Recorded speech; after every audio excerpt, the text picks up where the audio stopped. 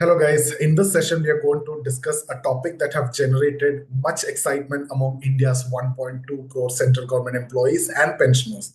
So the announcement of 8th pay commission. Okay, so in India, if you see, the government jobs are synonymous with respect, stability and job security. But the government employees' salaries often lag behind those in the private sector, where you can see the regular increments are common and everything is adjusted with inflation and other things are going on. So here we'll try to understand the history, the working, the way it proceeded, and the potential impact of the 8 pay commission that has been announced. Okay, so if you look at it, what is a pay commission? The pay commission is a central government body that basically reviews the salary structures of government employees, and they make recommendation to ensure fair compensation, and it also aims to address inflation, economic changes which is happening, and the needs of the employees also.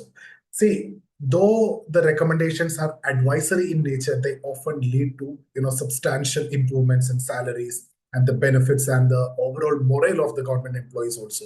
So that's why we consider it as very important.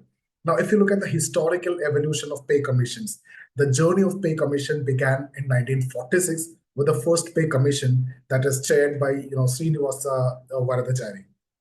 So its primary aim was basically to give fair compensation for government employees and high morale for the effective service delivery. So if you pay enough, that will actually boost the morale of the government employees. Automatically, effective service delivery will be there.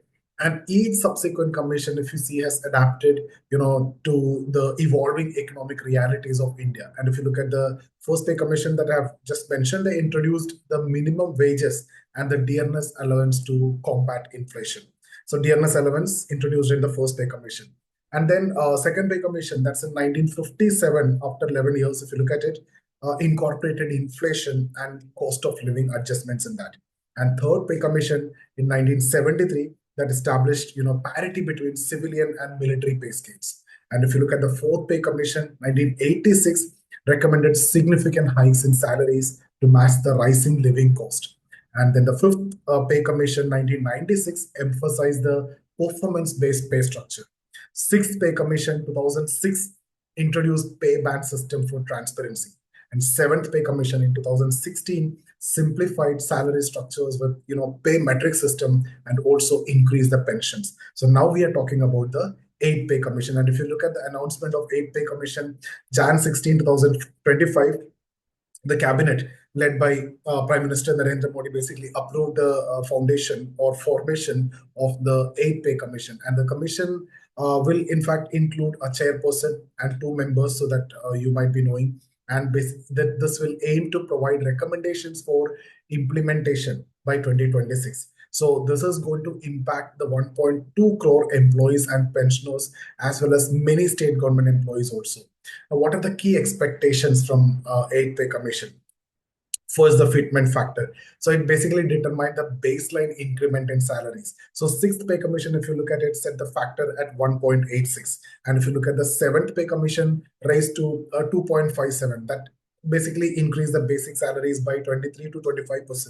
Now, eighth pay commission is expected to increase a factor to 2.86 or higher. That will lead to substantial hike in salaries. And again, if you look at the dearness allowance, currently it's at 53%, and it may rise to 70% by 2026 to counter the inflation. And again, if you look at the minimum pension, which is expected to rise from 9,000 to 25,000, that will improve the financial security for retired and with their families also. And the other allowances, if you see, improvements will be there in the house rent allowance, transport allowance, and the medical allowances also. So these components, though individually, if you take, these are small, but provide significant financial relief collectively altogether. Okay, now what could be the economic impact of 8th pay commission? See, the 8th pay commission is going to improve the quality of life for the government employees for sure. It will also have broader economic implications, right? It's part of the revenue expenditure. So it will boost the consumer spending. That is one side. So when the consumer spending is there, that will create demand in the market, that will create money flow in the market, money supply in the market, and that will promote the growth, right? So demand is there, growth will be there, but inflation it can lead to.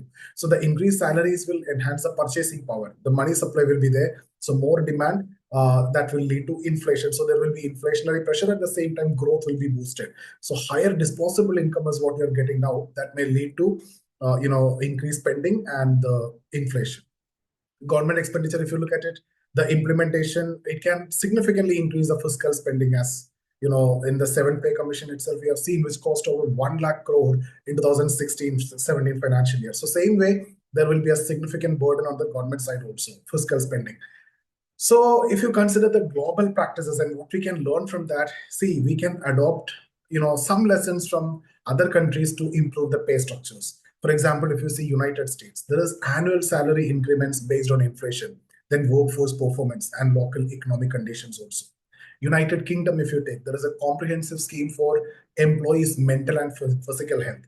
And Australia, if you take, there are special schemes for sensitive fields like health and education to address the workforce shortage also. So these measures, in fact, ensure holistic employee welfare and improve administrative efficiency also altogether, right?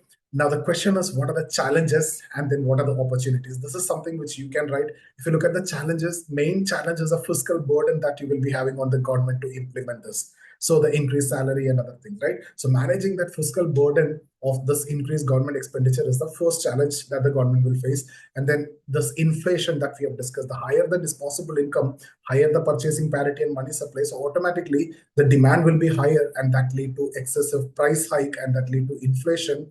And then RBI have to increase the interest rate, that will affect the growth and other things. So this is what will happen due to higher consumer spending. What are the opportunities?